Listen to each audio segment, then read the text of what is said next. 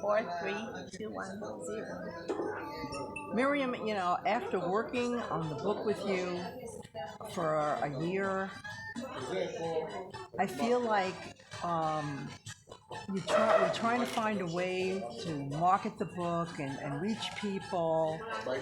And I kind of keep skirting around the issue of like, what do you have that's unique that could sell this book? And the truth of the matter is that what you have that's unique is your ability to love people.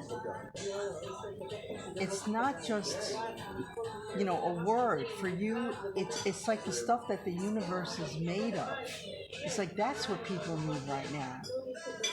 Everyone I see that approaches you gravitates to you because of the love you're projecting, that universal love. And even though you come from a background of abuse that you went through, you have managed to still love, feel love, project love, love most of the people that approach you. And that is what people need right now. They need that love. That's what they need. How do you package that? Right? How do you sell love? How do you sell that? And you talk about teaching. If we could teach people to tap into that, that would be a novelty. A lot of people are not even aware of the attraction of it, or that they could tap into it within themselves.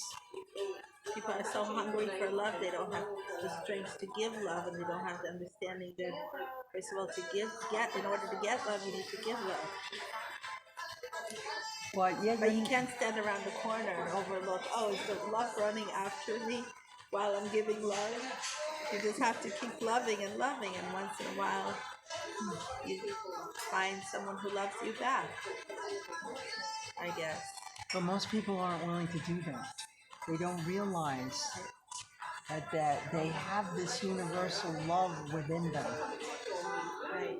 One of the parts that I always think of in Shmoneh Esrei is we say 3 times a day that basically the loving people are Sherita Plata, which means that the loving people are the minority of the world. And it's like you say, love is what makes the world spin. And I feel that the Sfirot is all about that. It's God putting His love in the world in 7 different ways, basically. And we need to tap into those 7 different ways of loving the world. 7 different vibrations of vibrating love into this world. On the level of chesed, on the level of gvura, on the level of hod, on the level of eternity. We have to tap into vibrating love on all the 7 levels. And we have to bring it from the level of understanding that that's how we need to live into the level of feeling that that's how we need to live. And that's the whole 2 million miles trip from our brain to the soul, to the heart. And it's so hard to do that trip. I think that what made me change my perspective over life, or the way I observe those things, is that I was always lonely in my childhood. I was always lonely in school, like I never found myself with just classmates or going with them to the movies or doing whatever they like doing. And I always ended up finding myself lonely. And like so many of us are right now. Right. And then when I grew up, I realized that that instead of first of all, I realized I'm not the only lonely person in the world. And I realized that the world is full of lonely people, and I realized why they spend so much energy on trying to fill my loneliness. I may as well spend my energy on trying to fill up other people's loneliness and filling up their heart and making them feel loved. And I found it so rewarding. I did it completely altruistically, but I found that it's so rewarding. I've seen all type of people, all different types of people become like children. They're like, mommy. They come running over to you for a hug and a kiss. All different types of people. It's like it removes all the barriers between people. Right? Because people want so much that hug. We all, just like I lacked it from my parents and from my teachers and from my schoolmates. And so many of us have lacked it in our families and in our childhood and our adult lives too, from our spouses and later from our children and even from our grandchildren, which, you know, and and and it's like we need to teach it to the world, and But we teach it by showing it. We teach it by giving love. You can't tell a person learn to love someone. You love them. You fill up their heart with love, and when the cup, the heart, will be filled, it will start spilling out. So I can't preach anyone to love. no, I can only give them love, and I saw that it works much better. So when you and then you wait till God touches us with His magic, what do you call it? What? wand. With His magic wand, exactly. And and then all of a sudden it creates a community of love, like we had a glimpse of in in the years that the House of Love and Prayer existed until COVID. It was very much like an island of love. You would know that you come there Friday night, and whatever happened during the week, and however empty you were feeling the whole week, and also me. Sometimes I would, reach Friday night, and I would Friday would be such a hard day for me, especially more than the whole week. And I would reach there Friday afternoon. Sometimes I wouldn't even know how to end up getting there. And and just like I felt like the vibrations of it reaching out to me, magnetizing me to come to the House of Love and Prayer. And I knew that I would be hugging all these people, and it would be hugging me back. This energy would be hugging me back. And that's what pulled me there, and that's what I assumed pulled everybody else there, because we knew that we would be exchanging so much love there. And for me, synagogues and churches, for that matter, and mosques and monasteries and whatever, should be that. They should be a house of love and prayer. They shouldn't be a house of preaching religion. They should be a house of teaching how to love. If we say twice a day, love God like you love yourself, or love the other like you love yourself, but we say love God. We say learn to love God with all your being, with all your might, with everything that you have. So how do I love God? I love God by loving people. But Marion, how do you do it? Like literally, how do you do it? How do you like you? When I look at you and I approach you, like you project such a level of warmth that it's very unusual to find people.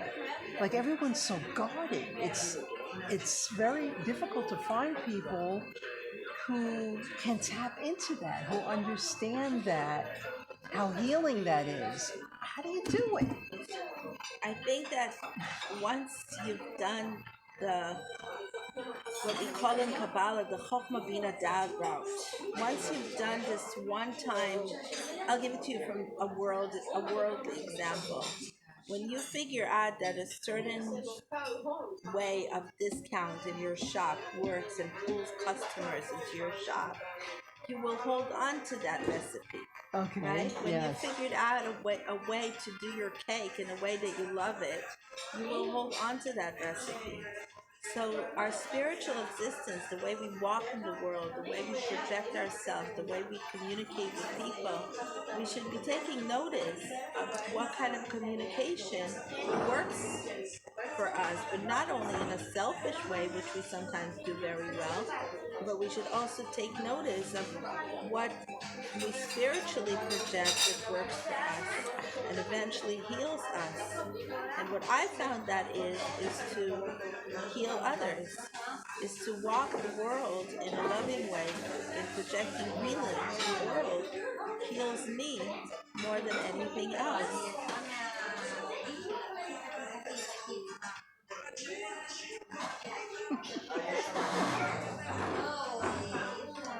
Well, that's what we need to share with others. As many people as we can, that's what we need to do, to be able to share that, because that's what people really need. They really need to tap into the love that the universe is actually made of, to make their lives better, their relationships and with their families, and it's not about being negative. It's not about what can I get for myself. It's about just like expressing love. Right? Right? And again, it's not like if you do it in a way of overlooking your shoulders, saying, is the love chasing me? It's not going to work. But when you tap into once, into that spiritual feeling of knowing that I want to love people because I know the feeling I had last time I loved somebody altruistically. I want to hold on to that feeling. So first you maybe get to do it selfishly, in a selfish way. Right. But then maybe as time goes by, you go back to the altruism, to the ultimate altruism. And Is it like a muscle that the more I you do think it? so. I think so. Yes, definitely. It's a muscle, and it's teaching our neurons to reconnect in a different way. So your book is like a tool to allow people to understand how their soul works. So we say God is all love. Yeah. And then people say, well, if God is all love, how could this have happened in the world? And how can that have happened in the world? And what I think is that God is, we say we want to build God a house in the lower worlds. So we kind of have a little bit of a confusion about whether it's God is in heaven or on earth. But we say God is in heaven and in earth. That's what it says in the Psalms, right? God is in heaven and in earth. And the question is, how do we connect the heavenly God to the earthly God? And we connect the heavenly, in my opinion, the heavenly God to the earthly God by projecting God from our deeds, in our deeds, in how we react to each other, and how we communicate with each other, and how we love each other. When we love each other, God is, the heavenly God comes into the world. And when we don't love each other, then the heavenly God stays in heaven and he just doesn't come into this world. So we need to bring God into the world. We need to bring that concept of love and be love. And it says, like the Judaic philosophy teaches us, to be like God. We are created in the image of God. So what does it mean to be in the image of God? If God is all love, then we should be all love. And when we're not all love, and we're blaming God for not coming into the world, all I can blame is myself. So I cannot fix the whole world instantly, but I can fix myself instantly. I can decide that I'm going to be loving in this moment, and in the next moment I can decide again that I'm going to be loving in the next moment again, and again, and again. And as I do it more and more, the world will heal. And if we all do it, imagine how much healing we can bring into the world.